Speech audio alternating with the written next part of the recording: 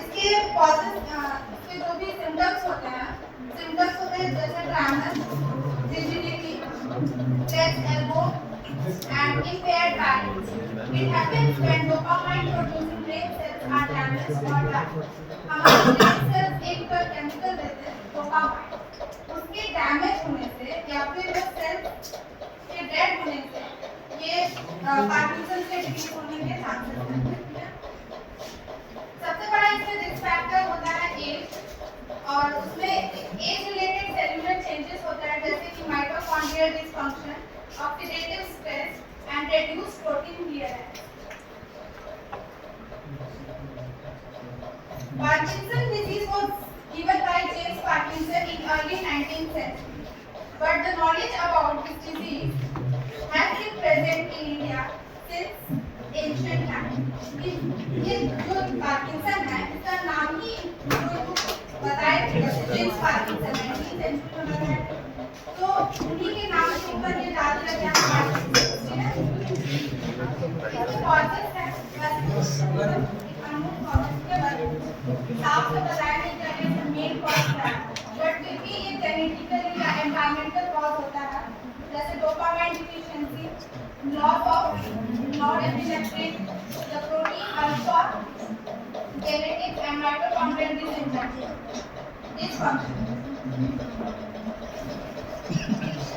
यहाँ पे जो स्लाइड प्रेजेंट किया गया है इसमें एक नॉर्मल न्यूरॉन और दूसरा है पार्किंसन अफेक्टेड न्यूरॉन. तो इसको बताया गया है जो नॉर्मल न्यूरॉन है हमारा उसमें डोपामाइन का सिक्रीशन कैसा होता है, और जो पार्किंसन का पेशेंट्स होते हैं तो उसमें डोपामाइन का लेवल ऑफ सिक्रीशन बहुत ही ज्यादा कम होता है. ठीक है, जिसकी वजह से पार्किंसन होता है. यहाँ पे एक ओल्ड एज पीपल है क्योंकि इसमें हाई ओल्ड एज पीपल को ही रहता है, तो इसमें बताया गया है कि उनमें क्या क्या सिम्टम्स हैं. तो stooped posture, back rigidity, flex elbow, tremor in legs, hand tremor, slightly passive, mask face में मतलब होता है ना कि कुछ ज्यादा साइड फेस पे दिखेंगे, अगर वो लोग कुछ भी हो रहे हैं फिर भी उनका चेहरा नॉर्मल दिखेगा. ठीक है, और फॉरवर्ड टेल ऑफ ट्रंक.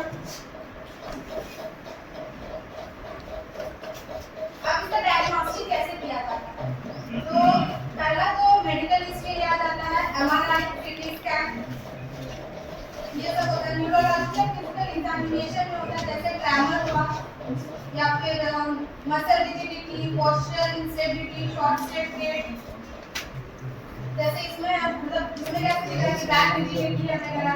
इन सब के सिम्टम्स से हम लोग को पता करते हैं कि पार्किंसन है या नहीं.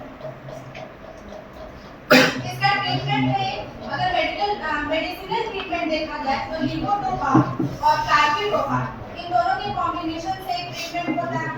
तो लिपोडोपा क्या करता है कि ये डोपामाइन को ब्रेन में कन्वर्ट करता है, और लिपोडोपा से पहले कार्बिडोपा आता है जो लिपोडोपा को ब्रेक डाउन करने में हेल्पफुल है. ठीक है, पर आपके मतलब जो भी मेडिसिन है सिंपल सा बात है, मेडिसिन है तो लॉन्ग टर्म यूज के लिए इफेक्टिव नहीं होते हैं. कुछ ना कुछ फॉल्ट हो जाता है जैसे मोटर इन्वेस्टिगेशन वगैरह.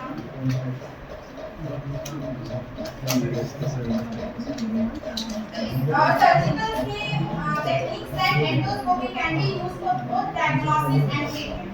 एंडोस्कोपी एक ट्रीटमेंट है, तो हम लोग इसको पता करने के लिए भी करते हैं, और फिर इसका ट्रीटमेंट आगे कैसे चलेगा ये सब एंडोस्कोपी की वजह से हम लोग को आगे पता चलता है. जैसे कि मेडिसिन जो होता है टेस्ट होते हैं तो हम लोग फिजियोथेरेपी का क्या क्या ट्रीटमेंट है वो मूवमेंट एंड गेट ट्रेनिंग. सबसे पहला तो इसको होता है मूवमेंट और गेट ट्रेनिंग. इसमें क्या होता है ना कि gait training means walking fitness. या हम लोग अगर सही से पार्किंसन से पेशेंट चल नहीं पा रहे हैं तो उनको गेट ट्रेनिंग किया जाता है, मतलब चलने में मदद किया जाता है.